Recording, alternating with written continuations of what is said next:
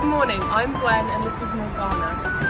Today, the 6th of April 1259, marks 60 years to the day since the fateful death of our great King Richard I, who died in 1199. Today we are in Chertsey, a small village in Runnymede. A few years ago, some tiles were placed on the entrance to the local abbey depicting the king in battle with Saladin. 60 years on, we are interviewing local people about their opinions of Richard and how these tiles bring back memories of his reign. With us today are local Chertsey residents Millicent, Winifred, Warren and Ulrich. So Millicent, how do these tiles evoke your memories of King Richard I? I see these tiles every week when I head down to the abbey.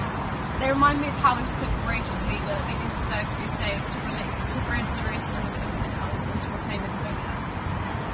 No wonder he's remembered Richard the Lionheart for his bravery in battle, unlike his brother. I agree. My feelings towards King Richard are best exemplified in this chronicle. With King Richard were buried the pride and honour of the chivalry of the West. Bring back King Richard, I say. So Winifred, you look a bit distracted. How do these tiles remind you of Richard I? I remember Richard was so chivalrous and romantic. I'm so glad he never married. His betrothed Princess Elaine. And Warren, what's your opinion? Well, I've never seen the tiles, so I go to the abbey, but I remember that the actors were pretty cool. And it's not the nobleman who portrays the tiles. When I was a small child in the village, my family had to give a quarter of our earnings to fund these faraway crusading battles. What was the purpose of such a costly and bloody war? Several of my cousins were brutally massacred in Stamford and King's Lynn many years ago, following violence against the Jewish people provoked by crusading propaganda.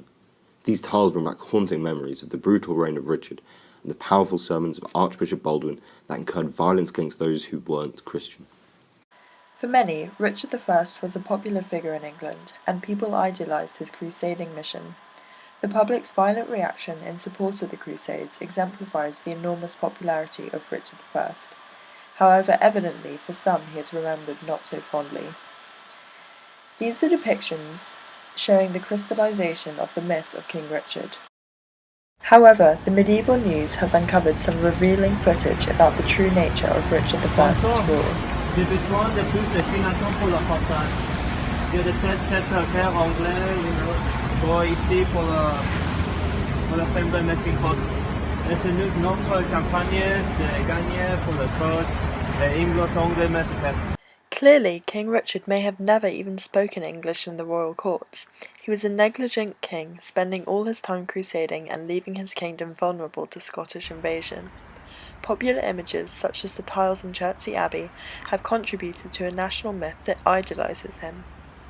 One of our reporters has traced the chronicler spoken about by Ulrich, who, in the time of Richard's death, wrote, "Avarice, crime, unbounded lust, unscrupulous pride, and blind desire have reigned for 25 years, but all these an archer lay prostrate by the skilful handling of his weapon." The truth was bent in as little as 5 years. Wow, the influence of propaganda on Christendom. Scandalous.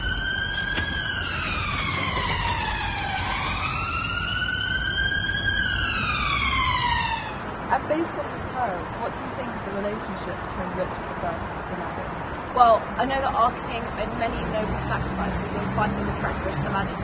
Judging by these tiles, they had a relationship fraught with rivalry. No, Millicent's wrong. My grandfather fought the Crusades. He said the armies clashed, but the two leaders never met. Winifred was correct that they never interacted face to face. However, she underestimates the complicated personal relationship between Richard and Saladin. Richard was very respectful of Saladin, as he was a celebrated warrior. He even asked for a personal meeting. Hey Saladin, do you want to meet at the Costa? But Saladin replied, "Kings meet together only after the conclusion of an accord, for it is unthinkable for them to wage war once they know one another and have broken bread together." Richard also sent Saladin's brother a proposition of his sister marrying Saladin's brother, having a joint residence in Jerusalem.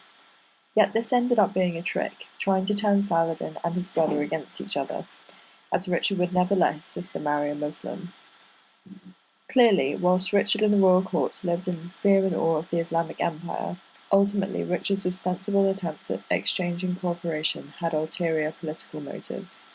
That's all from myself and Gwen today. Thanks for watching.